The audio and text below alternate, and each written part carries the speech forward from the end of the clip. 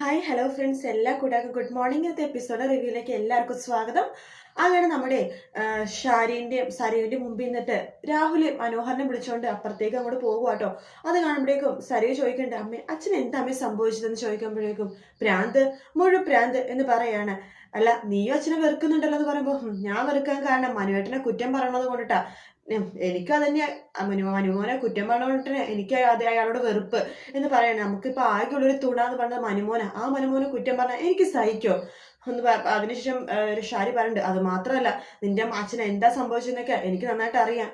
അമ്മ അച്ഛൻ എന്താ സംഭവിച്ചെന്ന് ചോദിക്കുമ്പോഴേക്കും എന്തായാലും ആ CS ചന്ദ്രസേനെ ഇയാളെക്കാളൊക്കെ എത്രയോ നല്ലതാണ് ചന്ദ്രസേന എന്ന് പറയുമ്പോൾ അമ്മ എന്താ അമ്മ എങ്ങനെ പറഞ്ഞത്, അമ്മയ്ക്ക് എന്താ അറിയാവുന്ന പോലെയാണല്ലോ എന്ന് പറയുമ്പോൾ മോൾക്ക് അത് ശരിക്കും ആലോചിച്ചാൽ മനസ്സിലാകും എന്ന് ഷാരി പറഞ്ഞിട്ട് ഷാരിയെ കുഞ്ഞ് ലാളിച്ചോണ്ടിരിക്കുക കേട്ടോ. അത് കേൾക്കുമ്പോഴേക്കും സരയുവിന് എന്തൊക്കെയോ സംശയം തോന്നുന്നുണ്ട്. അതിനുശേഷം മനോഹരനെ വിളിച്ചുകൊണ്ട് രാഹുൽ അപ്പുറത്തേക്ക് പോയി നിൽക്കുവാണ്. രാഹുൽ പറയണ്ട്, എടാ നിന്റെ കുഞ്ഞിനെ കൊണ്ട് നീ എവിടെയെങ്കിലൊക്കെ ഒന്ന് പോടാ, നിനക്കൊരു വൃത്തികെട്ടൊരു ഫ്രണ്ട് ഉണ്ടല്ലോ സൺലി, അവനെ വിളിച്ചുകൊണ്ട് ആ കുഞ്ഞിനെ തട്ടിക്കൊണ്ടു പോവുകയെ എന്തെങ്കിലും ചെയ്തിട്ട് എവിടെയെങ്കിലൊക്കെ കൊണ്ടുപോയി കളാ എന്ന് പറയാണ്. നിന്റെ കുഞ്ഞിനെ എന്റെ ആ ഭാര്യയും മോളും കൂടി കൊഞ്ചിക്കണത് എനിക്ക് കണ്ടിട്ട് സഹിക്കാൻ പറ്റുന്നില്ലടാ എന്ന് പറയാണ്. അതെ, പൂച്ചക്കുട്ടിയും പട്ടിക്കുട്ടിയും നല്ല എവിടെയും കൊണ്ടേ കളയണ്ട്, ആ മൃഗങ്ങളെ പോലെ ഇപ്പൊ എവിടെയും കൊണ്ടേ കളയാൻ പാടില്ല എന്നാ. അപ്പൊ അതുകൊണ്ട് അങ്ങനത്തെ പരിപാടിയൊക്കെ വേണ്ടെന്ന് വെച്ചേക്ക്. പിന്നെ നിങ്ങൾക്ക് കൈ കാലൊക്കെ ഇല്ലേ, നിങ്ങൾ വേണമെങ്കിൽ നിങ്ങൾ കൊണ്ടേ കള, എന്നോട് നിന്നെ പറയണത് എന്ന് പറയാണ്. എടാ എനിക്ക് ആ കുഞ്ഞെ കാണുമ്പോ ഒരു രാക്ഷസ കുഞ്ഞായിട്ടാ തോന്നണത്. ശരിയാ, അതൊരു രാക്ഷസ കുഞ്ഞാണ്, എന്റെ കുഞ്ഞാണല്ലോ. പക്ഷെ രാക്ഷസ കുഞ്ഞ് മാത്രമല്ല, ബഗാസിന്റെ കൊച്ചുമകളും കൂടിയാണ് എന്ന് പറയാണ്. അതിനുശേഷം നമ്മുടെ രാഹുൽ പറയണ്ട്, എടാ മര്യാദക്ക് നീ ആ കുഞ്ഞെ എടുത്തോണ്ട് എവിടെന്നെങ്കിലും പോടാന്ന് പറയാണ്. ഞാൻ പോയിക്കോളാം, എനിക്കൊരു കുഴപ്പമില്ല. പക്ഷെ ഒരു കാര്യം, നിങ്ങൾ എനിക്ക് തരാന്ന് പറഞ്ഞ ആ പൈസ തന്നാ മാത്രമേ ഞാൻ ഇവിടുന്ന് പോകുള്ളൂ. എടോ, ഞാൻ 10-25 കല്യാണം കഴിച്ചിട്ടുണ്ട്, പക്ഷെ താൻ 10-25 വർഷം ഒരാളെ പറ്റിച്ചിട്ടില്ലടോ. ചന്ദ്രസേൻ എന്ന് പറഞ്ഞൊരു പാവ മനുഷ്യനെ താൻ പറ്റിച്ചിടോ.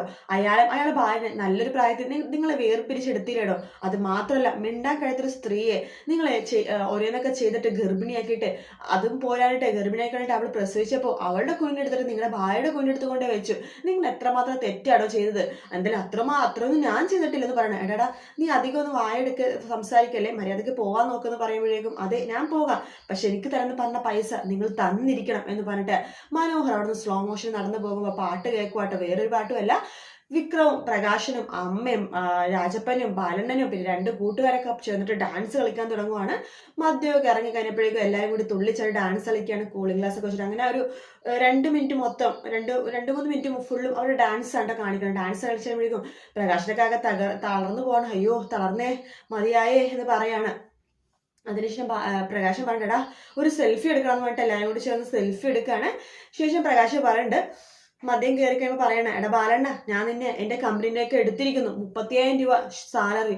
അയ്യോ എന്തിയുടെ പ്രകാശം 35,000 രൂപ കൊടുക്കുന്നത്, ഒരു 15,000 രൂപ പോലെയുടെ പ്രകാശം എന്ന് അമ്മ പറയാണ്. ബാലണ്ണൻ പറയണ്ട, 35,000 രൂപ ഇപ്പത്തെ കാലത്ത് ഒന്നുമല്ല അമ്മ എന്ന് പറയാണ്.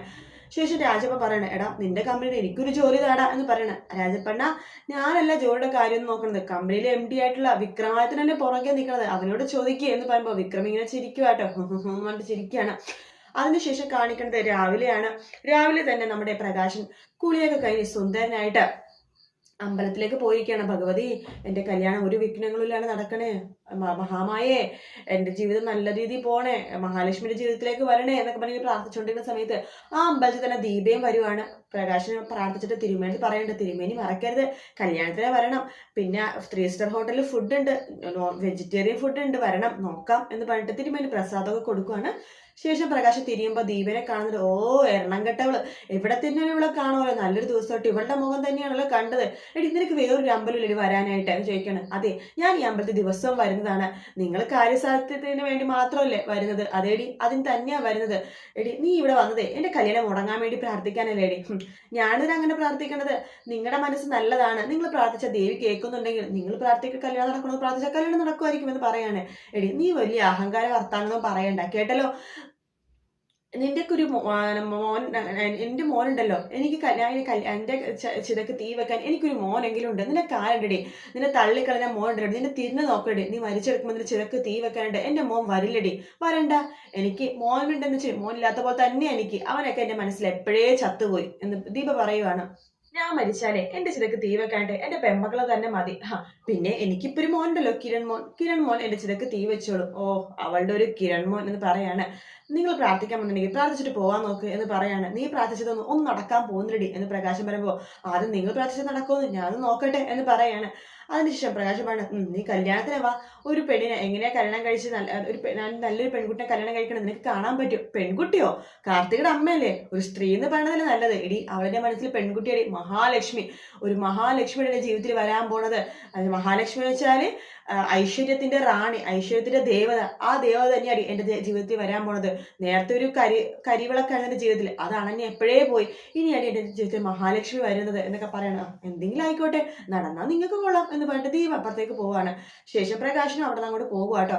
ദീപ വീട്ടിലേക്ക് എത്തിയിട്ട് കല്യാണി പറയുന്നുണ്ട്, അമ്പലത്തിൽ വെച്ചിട്ട് അയാളെ കണ്ടിരുന്നു പ്രകാശനെ, കല്യാണത്തിന് വരണമെന്നൊക്കെ പറഞ്ഞിട്ട് വിളിച്ചിട്ടാ പോയത് എന്ന് പറഞ്ഞുകൊണ്ടിരിക്കെ തന്നെ കിരൺ അങ്ങോട്ടേക്ക് വരുന്നുണ്ട്. അപ്പോഴേക്കും നമ്മുടെ കല്യാണി പറയുന്നുണ്ട്, അതെ അമ്മ ഇന്ന് അയാളെ കണ്ടുവന്നു, വിക്രത്തിന്റെ അച്ഛന്. എന്നിട്ട് എന്ത് പറഞ്ഞു അമ്മ അടുത്ത്? കല്യാണത്തിന് വരണമെന്ന് പറഞ്ഞു. അമ്മ വാ അമ്മ, എന്തിനാ വരുന്നത് മോനെ? അയാൾ കല്യാണമൊക്കെ മുടങ്ങിയിട്ട് തകർന്നിരിക്കുന്ന ഒരു സമയമില്ലേ, ആ സമയത്ത് ഞാൻ അയാളെ കണ്ടോളാം. എന്തായാലും കല്യാണത്തിന് നിങ്ങൾ പോകുന്നുണ്ടല്ലോ, അത് മതി. അല്ല മോൻ റെഡിയായോ? റെഡിയായി അമ്മേ എന്ന് പറയണ. എങ്കിൽ ഞാൻ റെഡി ആയിട്ട് വരാൻ കിരണേട്ടാ എന്ന് പറഞ്ഞിട്ട് കല്യാണം റെഡിയാവാൻ വേണ്ടി പോകുവാട്ടോ. അതിനുശേഷം കാണിക്കുന്നത് നമ്മുടെ പ്രകാശിനെയാണ്. പ്രകാശൻ ഒരുങ്ങിക്കൊണ്ടിരിക്കുകയാണ്. നമ്മുടെ വിക്രവും ബാലണ്ണൻ രാജപ്പനൊക്കെ ആണ് മേക്കപ്പ് ചെയ്തുകൊണ്ടിരിക്കുന്നത്. ആ സമയത്ത് അവിടേക്ക് നമ്മുടെ അമ്മൂമ്മ വരുന്നുണ്ട്. അമ്മൂമ്മ പറയുന്നുണ്ട്, ആടാ പ്രകാശൻ നീ സൂപ്പർ ആയിട്ടുണ്ട് കാണാനായിട്ട്. എന്നാലും വല്ലാത്തൊരു ടെൻഷൻ പോലെ, എന്തോ മനസ്സ് കൈവിട്ട് പോണ പോലെ. ആദ്യമായിട്ടല്ലേ അവള് എന്നെ കാണാൻ പോണത്. ഫോട്ടോയിലൊക്കെ ഒത്തിരി പ്രാവശ്യം കണ്ടിട്ടുണ്ടെങ്കിലും നേരിട്ട് ആദ്യമായിട്ടല്ലേ, അപ്പൊ ഒരു കുറവ് വരാൻ പാടില്ല. അമ്മ എങ്ങനെയുണ്ട് അമ്മ? സുന്ദരനായിട്ടാ. ഇപ്പൊ നിന്നെ കണ്ട 10 വയസ്സ് കുറഞ്ഞ പോലെ തോന്നും. അല്ലെങ്കിലും അങ്ങനെ തന്നെയാണ് അമ്മ. ഞാനും വിക്രമും കൂടി പുറത്തേക്ക് പോകുമ്പോഴേക്കും വിക്രത്തിന്റെ ചേട്ടനാണോ ഞാനെന്ന് എത്ര പേര് ചോദിച്ചിട്ടുണ്ടെന്ന് അറിയാവോ ബാലണ്ണ എന്ന് പറയുമ്പോ ബാലണ്ണ പറയണ്ട്. അപ്പൊ ആദ്യം ചേട്ടനാണെന്നല്ലേ ചോദിച്ചുള്ളൂ, മോനാണെന്ന് ചോദിച്ചില്ലല്ലോ. ബാലണ്ണ നിങ്ങളധികം കളിയാക്കൊന്നും വേണ്ട കേട്ടോ എന്ന് പറയാണ്. അതിനുശേഷം പ്രകാശം പറയണ്ട്, എന്തായാലും നന്നായിട്ടുണ്ട് അച്ഛാന്ന് പറയാണ്.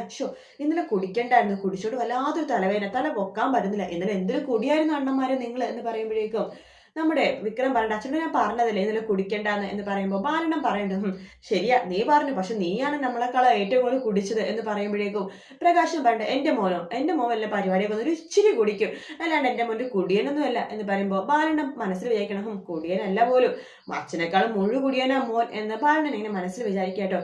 ശേഷം പ്രകാശം പറഞ്ഞ മക്കളെ ഒരു സെൽഫി എടുക്കണം എന്ന് പറഞ്ഞിട്ട് എല്ലാവരും കൂടി ചേർന്ന് വീണ്ടും സെൽഫി എടുക്കുകയാണ്.